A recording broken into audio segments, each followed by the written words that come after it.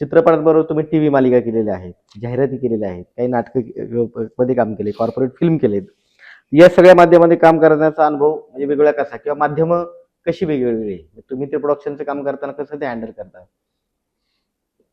फिल्मला तुम्हाला एक limited budget असतं.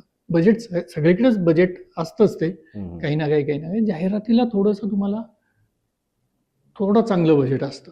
अच्छा, कारण ती जाहिरात तुम्हाला दाखवायची दाखवायची चकाचक असते. दाखवायची म्हणजे असेल, कमी वेळात दाखवायची असेल.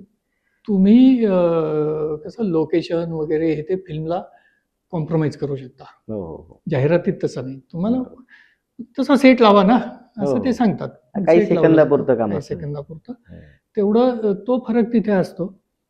थोडासा फ्री हँड असतो. अच्छा.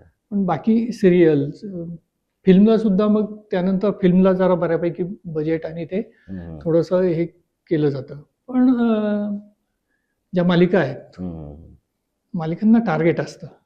एका दिवसात 1.5 एपिसोड वगैरे. त्यामुळे त्या पद्धतीनेच डायरेक्शन आणि प्रोडक्शनला काम करावं लागतं. की एक लोकेशन तुम्हाला म्हणजे मालिकांमध्ये स्वस्तातली लोकेशन शोधणं एक टार्गेट असतं की आणि त्या लोकेशनवाल्यांना पटवावं लागतं की महिन्याभरात आम्हाला तुमचे 10 दिवस लागणार आहेत वगैरे. हे काम वेगळं असतं तसं.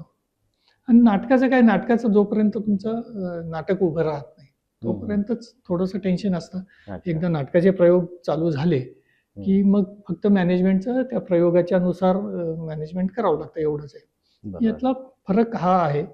आता आणखी प्रिस्क्राईब पुढे झालंय ते OTT प्लॅटफॉर्मला. तिथं आणखी म्हणजे तुम्हाला थोड्या अवधीत अतिशय चांगला हे द्यावं लागतो. त्याचं टेकिंग सुद्धा फास्ट झालेलं आहे.